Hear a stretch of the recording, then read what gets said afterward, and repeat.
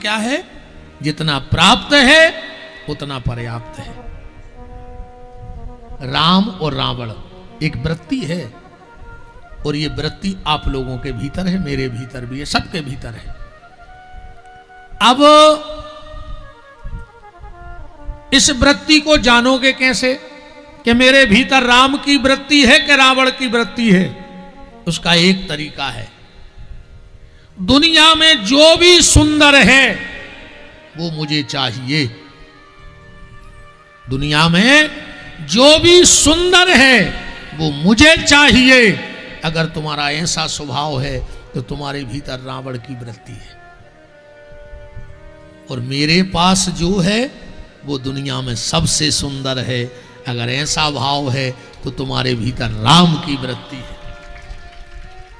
और जिस दिन तुम्हारे भीतर ऐसा भाव आ गया कि जो भी मेरे पास है वो सबसे सुंदर है, इसलिए आज राम को हम लोग पूजते हैं, भगवान मानते हैं, क्योंकि राम का स्वभाव ऐसा था। और राम का स्वभाव तो ऐसा था कि राम के दुश्मन भी राम की तारीफ करते थे। राम जी ने बाण चलाया रावण पर आखिरी दिन के युद्ध में। एक बाण चला, रावण का एक हाथ कट के जमीन पे गिर गया। एक हाथ कट करके जमीन में गिर गया। रावण ने हाथ उठाया, हाथ पे रखा, और जो हाथ फेरा हाथ फिर जुड़ गया, क्योंकि रावण आयुर्वेद का बहुत बड़ा ज्ञाता था। उसने हाथ जोड़ लिया। किसी ने रावण से कहा, क्यों रावण, तू कैसा आदमी है यार, ये कटा कटाया हाथ जोड़ रहा है। रावण बोला मतलब, और उसका जवाब सुनना। जिसने रावण से कहा कि तू कटा कटाया हाथ तो जोड़ रहा है, पर जो जुड़े जुड़ाए हाथ हैं अगर एक बार भगवान के सामने जोड़ लेगा तो सारा झंझट ही खत्म हो जाएगा। बोलो, आज हम पुलिस के हाथ जोड़ लेते हैं, आज हम वकील के हाथ जोड़ लेते हैं, आज हम साहूकार के हाथ जोड़ लेते हैं, पर अपने सगे भाई के हाथ जोड़ने में तुम्हें शर्म लग रही है। अगर गलती हो गई है तो पुलिस के हाथ जोड़ने को तैयार हो, वकील के हाथ जोड़ने को तैयार हो, पर अगर कुछ गलती हो गई तो भाई के सामने हाथ जोड़ने के लिए आज कोई तैयार नहीं है। और अगर तुम अपने भाई के सामने हाथ जोड़ते रहे, अरे बड़ा है, गलती हो गई तो पांव पकड़ लो, बड़ा ही भाई तो है, हो गई गलती, पांव पकड़ लो। और अगर कोई छोटा है और गलती कर दी तो दौड़ के जाके उसका हाथ पकड़ लो, तो पुलिस पकड़ने तुम्हारे दरवाजे कभी नहीं आएगी। बड़ा है तो पांव पकड़ लो, और छोटा है तो हाथ पकड़ लो, गले लगा लो। तुम्हें किसी के हाथ जोड़ने की आवश्यकता नहीं है।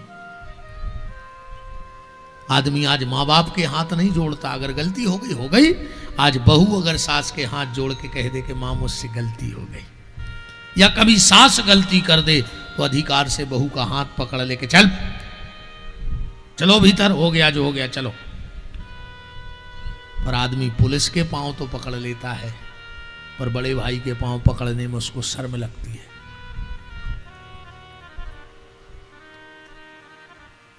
रावण से किसी ने कहा कि तुम कटे कटे हाथ जोड़ रहा हो, जुड़े जुड़ाए। अच्छा एक बात है, इन दो हाथों से क्या तुम 10 लोगों से लड़के जीत सकते हो? ऐसा कोई पहलवान बैठा हो यहां तो खड़े हो जाओ। 2 हाथों से तुम्हें 10 लोगों से लड़ना है और जीतना है, नहीं जीत पाओगे। पर अगर ये 2 हाथ से तुम लड़के दुनिया नहीं, 10 लोग नहीं जीत सकते, पर अगर ये 2 हाथ जोड़ लो तो विपिन बिहारी की गारंटी है तुम पूरी दुनिया को जीत सकते हो। हाथ से लड़के दुनिया को नहीं जीता जा सकता, पर हाथ जोड़ के इस दुनिया को जीता जा सकता है।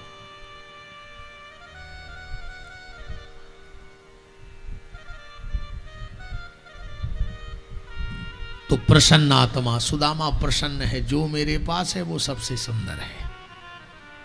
हाँ, जो मेरे पास है वो सबसे सुंदर है। सुदामा की पत्नी का नाम है सुशीला। 4 बच्चे हैं सुदामा जी के। 4-4, 5-5 दिन सुदामा के घर में भोजन की व्यवस्था नहीं हो पाती है। 4-4, 5-5 दिन हो जाते हैं पर सुदामा के घर में भोजन की व्यवस्था नहीं होती। पर सुदामा ने कभी शिकायत नहीं की भगवान से। और हम लोग ईमानदारी बताओ, अगर कुछ शिकायत होती है तो भगवान के मंदिर में आते, अरे तुमने ऐसा कर दिया, बेटा बीमार है, बहू लड़ रही है, चलो ठीक है।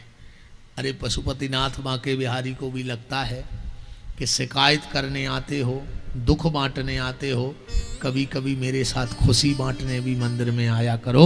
अगर कोई उपलब्धि मिले तो सबसे पहले भोलेनाथ के चरणों में आओ कि ये तुम्हारी कृपा से उपलब्धि मिली है। अच्छा, भगवान के मंदिर आ गए, अरे तुम परेशान करे हो, मैं पैसा नहीं है, चलो भगवान ने तुम्हारी सुन ली। तो कभी तुम इसलिए भी आए कि चलो मेरी उम्मीद थी कि इस वर्ष इस महीने हमें 50,000 का फायदा होगा, अब फायदा हो गया तुम्हें 70,000 का। उम्मीद कितने की थी? 50 की, अब फायदा हुआ 70 का। तो हम तो तब जानते जब तुम 11,000 रुपये लेके पशुपतिनाथ मंदिर में आ जाते कि मेरे नाम से 2 पंखे लगवा दो, क्योंकि जब मैं दुख की बात करने आया तो सुख की बात करने भी आओ मंदिर में। पर इसलिए नहीं आओगे, आओ उपलब्धि मिली तो तुम्हारे बच्चा ने पढ़ाई करी और फेल होगा सो पशुपतिनाथ ने तुम्हारे मोड़ा की आंखें फोड़ दी थी उसे। बोलो अच्छा, अगर अच्छे नंबर आ रहे हैं, 1 नंबर की पढ़ाई करी, सो नहीं है रात भर, अब फेल होगा उसको भगवान ने अच्छो नहीं करो, तो भगवान का मास्टर की बुद्धि में बैठ गए थे। अगर उनसे दुख बांटते हो तो अपनी खुशी भी बांटने आया करो, फिर देखो तुम जीवन का आनंद। एक बार उनको अपना मान के तो देखो, खुशी दुख सब। सुदामा कभी शिकायत नहीं करता भगवान से। एक बार किसी राजा के यहां भंडार चल रहा था, सुदामा को कुछ भिक्षा में चावल मिला, लेकर के चले आ रहे हैं बड़ी प्रसन्नता से। पर विधाता को कुछ और मंजूर है, पांव में ठोकर गली, पूरा चावल जमीन में गिर गया, पत्तल पे 1 चावल का दाना रहा। पर धन्य रे सुदामा फिर भी भगवान को साधुवाद दे रहा है, प्रभु तूने 1 चावल बचाया, तेरी कृपा है। देखो अपनी अपनी दृष्टि का फर्क है। एक पानी का गिलास एक टेबल पे रखा था, आधा पानी था उसमें। एक व्यक्ति गया, लौट के आया, बोले क्यों टेबल पे क्या रखा है? बोले आधा गिलास पानी भरा रखा है। अब दूसरा गया, उससे पूछा, बोले आधा खाली गिलास रखा है। एक को आधा भरा दिख गया और एक को आधा खाली दिख गया। सोच की फर्क है कि नहीं है? पानी वही है, गिलास उतना ही भरा है, पर एक कहता है आधा खाली है, माने आधो तो है, और एक कहते आधो भरो है, माने आधो और चाहे नहीं, है ना? है स्थिति के नहीं है? तो भगवान की कृपा को देखा करो। कभी कभी कल्पना किया करो कि ठाकुर जी ने हमें इतना दिया है जितना हमसे नीचे लाखों लोगों को नहीं दिया है। पर हम लोग कभी नीचे नहीं देखते कि हमसे, अरे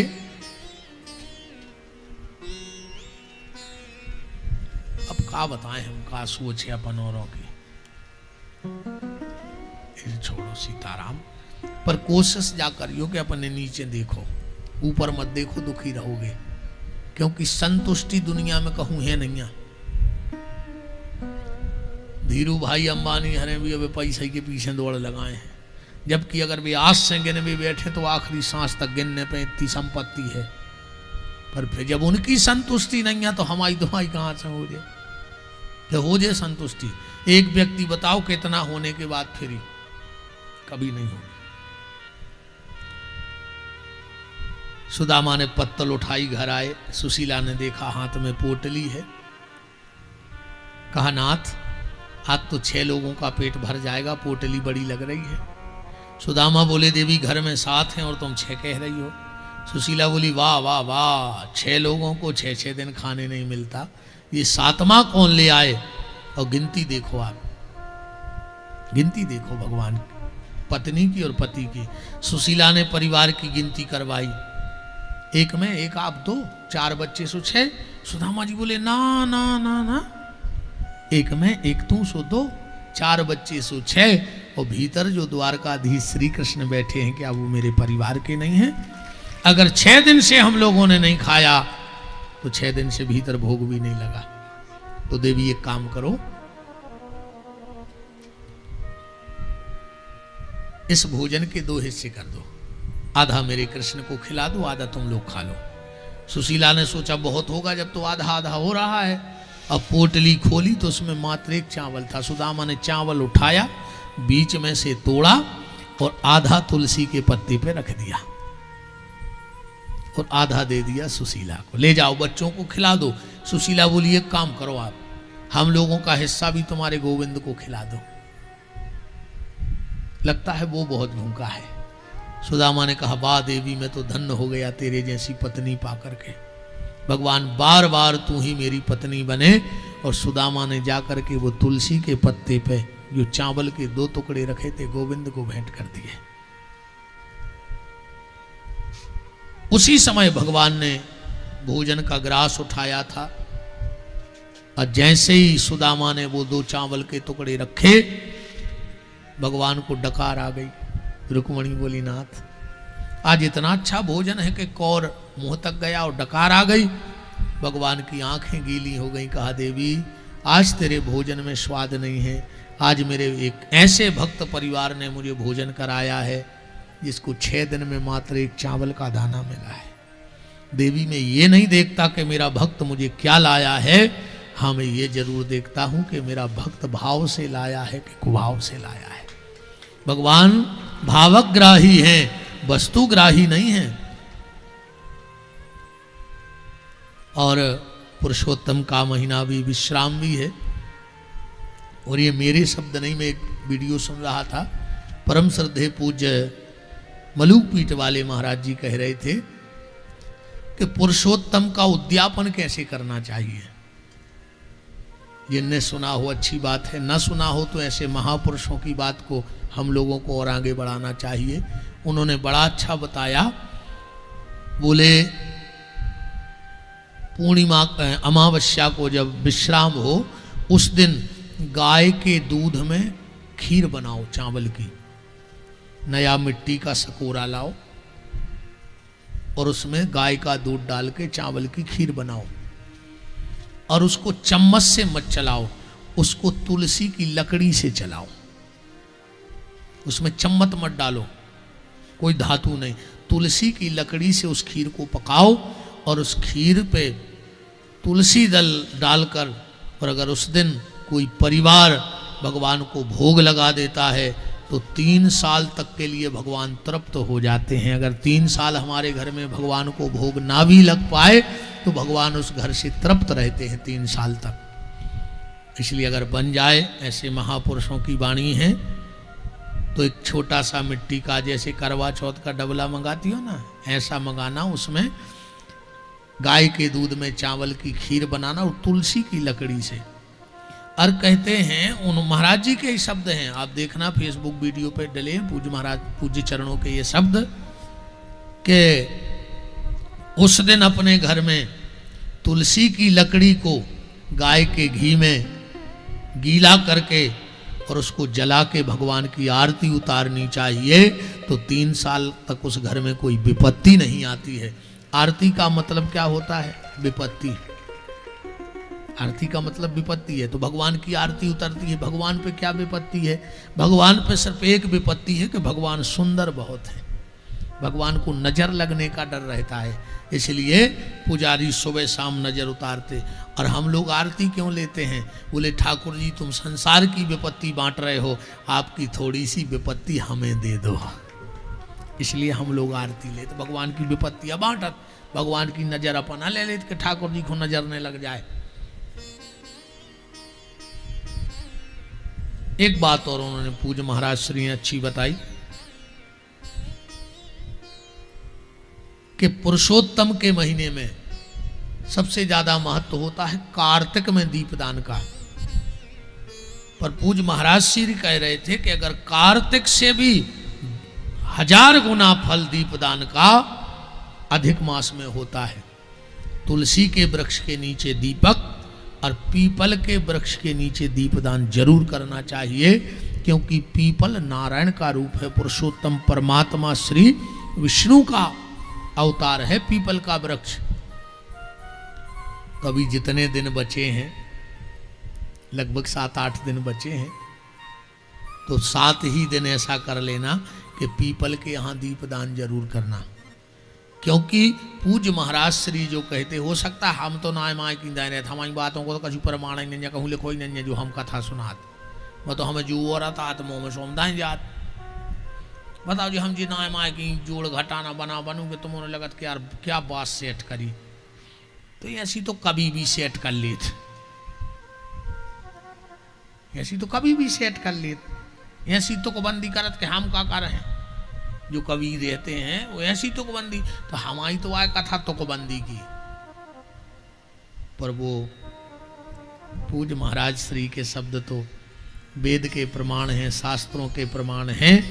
तो कोशिश करना कि इन 7 दिन से, कल से मंगल है, और भगवान करे जब आप कल से दीपदान करने मंगलवार से चालू करो तो सोमती को पुरुषोत्तम का विश्राम तो हो जाए, पर आपके जीवन का मंगल का विश्राम कभी ना होने दें भगवान, ऐसी हमारी मंगल कामना है। सुदामा जी ने भोग लगाया भगवान को, आप भी भगवान को भोग लगाया करो। सबसे पहले तो जब थाली में रोटी आवे तो एक बात का विचार करना कि हे प्रभु, अगर ये 2 रोटी आई है तो निश्चित मैंने भी किसी जन्म में किसी को 2 रोटी दी होगी, इसलिए उसने मेरी 2 रोटी लौटाई है। क्योंकि जिसने इस जन्म में रोटी नहीं दी उसको अगले जन्म में रोटी नहीं मिलेगी, और जो अगले जन्म में दे के आया है उस जन्म में रोटी मिल रही है। एक बात और हम आज कहें, अब ना कहना चाहिए पर कह दें, कई लोग अब चाहते कि हम उनके घर जाएं, पर मेरे पास इतना टाइम नहीं बचा है, ज़्यादातर अब सागर से बाहर हूँ। सबको लगता है कि, और बात भी सही है, तुम्हारे घर की कोई रोटी संत खाए, कोई ऐसे विद्वान खाएं तो उसका लाभ है। हम संतों को, ब्राह्मणों को भोजन क्यों कराते हैं? खाली इसलिए नहीं कि वो ब्राह्मण हैं या संत हैं, हम रोटी इसलिए खिलाते हैं, कुछ इसलिए खिलाते हैं कि जितनी देर वो अन्न उनके पेट में होता है और वो भजन करते हैं तो आधा भजन उसका होता है जिसका पेट में भोजन रखा है।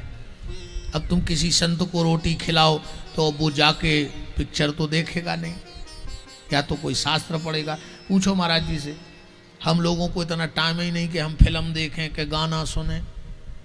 घंटा 2 घंटा मिले सुकनू किताब उठा कर बैठ गए धार में, तो भगवान का चिंतन कर रहे। तो जितनी देर वो अन्न पेट में होता है उसका आधा आधा भजन उसका होता है जिसका हमने भोजन किया है। आधा मेरा है, आधा जिसका अन्न पेट में है उसका है। इसलिए हम ज़्यादातर चाहते कि हमारे घर संत आए, कुछ खा लें हमारे हाथ से, क्योंकि अब वहाँ से भी निकलेंगे तो गाड़ी में बैठे, अच्छा ऐसी आदत पड़ गई ईमानदारी जा है, हमें सपनों में आऊ तो भागवत ही को आऊ, हमें कहूँ सपनों यहाँ है तो भागवत ही को आ।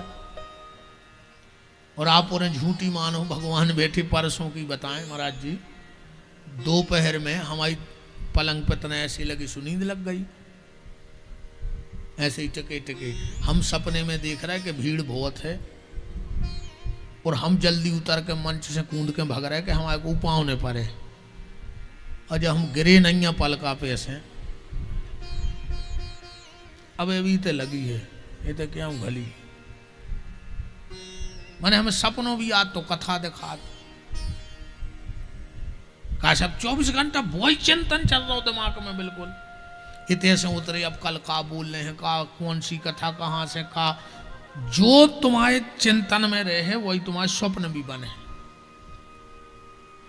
तो बात हम निवेदन ये कर रहे हैं कि अगर तुम्हें लगता है कि तुम्हारे घर में कोई संत आवे, रोटी खावे, तो मेरी सब बहनें, सबका संकल्प पूरा हो सकता है कि तुम्हारे घर से आज से एक नियम बना लेना पुरुषोत्तम से कि 1 रोटी आज से हम ज्यादा बनाएंगे। हालांकि आजकल तो तुम उन्हें घर वाले को नहीं खुआ रही पूरी, तुम का ज्यादा बने हो। हाँ, पति से पहले पूछे थे आप कितनी खाओगे और जो नकटा के थे 3 एक हो कमा रहे जात कि घरे जाके घरवारी पूछे आप कितनी खाओगे, तुम का यो 3।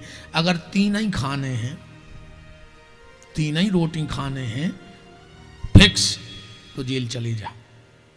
बिल्कुल तुल के मिलत है डेली, बिल्कुल फिक्स। तो बैठो भैया, बिराजो बिराजो प्रभु जी बिराजो।